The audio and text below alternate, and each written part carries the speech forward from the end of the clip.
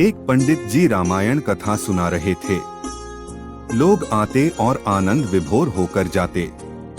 पंडित जी का नियम था, रोज कथा शुरू करने से पहले आइए हनुमंत जी बिराजिए कहकर हनुमान जी का आह्वान करते थे। फिर 1 घंटा प्रवचन करते थे। एक वकील साहब प्रत्येक दिन कथा सुनने आते। वकील साहब के भक्तिभाव पर एक दिन तर्कशीलता हावी हो गई। उन्हें लगा कि महाराज रोज आइए हनुमंत जी बिराजिए कहते हैं, तो क्या हनुमान जी सचमुच आते होंगे?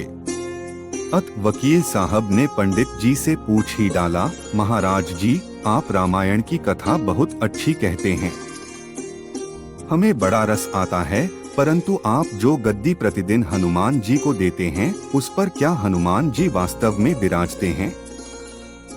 पंडित जी ने कहा, हाँ, यह मेरा व्यक्तिगत विश्वास है कि राम कथा हो रही हो तो हनुमान जी अवश्य पधारते हैं। वकील ने कहा, महाराज, ऐसे बात नहीं बनेगी। हनुमान जी यहाँ आते हैं, इसका कोई साक्ष्य दीजिए। आपको सिद्ध करके दिखाना चाहिए कि हनुमान जी आपकी कथा सुनने आते हैं। महाराज जी ने बहुत समझाया कि भैया, आस्था को किसी साक्ष्य की कसौटी पर नहीं परखना चाहिए। यह तो भक्त और भगवान के बीच का प्रेम रस है, व्यक्तिगत श्रद्धा का विषय है। आप कहो तो मैं प्रवचन करना बंद कर दूं या आप कथा में आना छोड़ दो। लेकिन वकील नहीं माना। वो कहता ही रहा कि आप कई दिनों से दावा करते आ रहे हैं। यह बात और स्थानों पर भी कहते होंगे, इसलिए महाराज आपको तो सिद्ध करना होगा कि हनुमान जी कथा सुनने आते हैं। इस तरह दोनों के बीच वाद विवाद होता रहा। मौखिक संघर्ष बढ़ता चला गया। हारकर पंडित जी महाराज ने कहा, हनुमान जी हैं या नहीं उसका साक्ष्य कल दूंगा। कल कथा प्रारंभ हो तब प्रयोग करूंगा। जिस गद्दी पर मैं हनुमान जी को विराजित होने को कहता हूँ, आप उस गद्दी को आज अपने घर ले जाना। कल अपने साथ उस गद्दी को लेकर आना और फिर मैं कल गद्दी यहाँ रखूंगा। मैं कथा से पहले हनुमान जी का आह्वान करूंगा, फिर आप गद्दी ऊंची उठाना। यदि आपने गद्दी ऊंची कर दी तो समझना कि हनुमान जी नहीं हैं।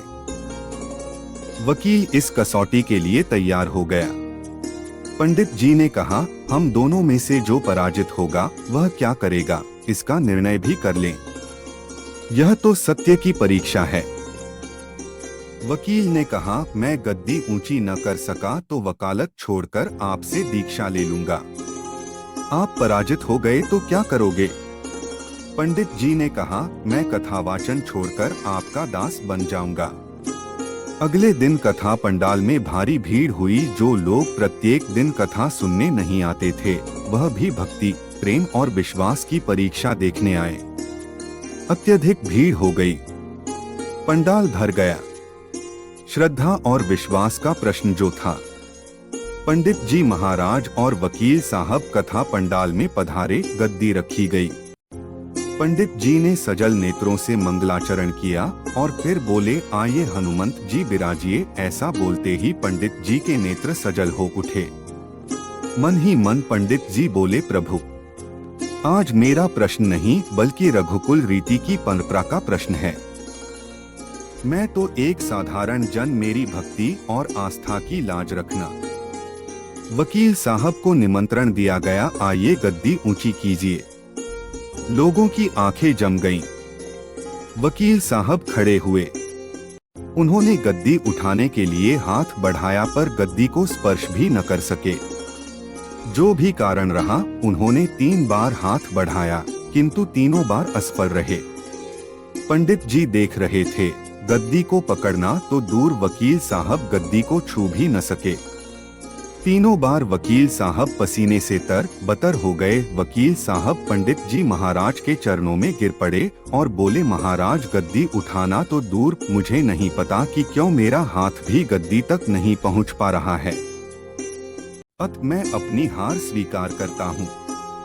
कहते हैं कि श्रद्धा और भक्ति के साथ की गई आराधना में बहुत शक्ति होती है। मानो तो देव नहीं तो पत्थर।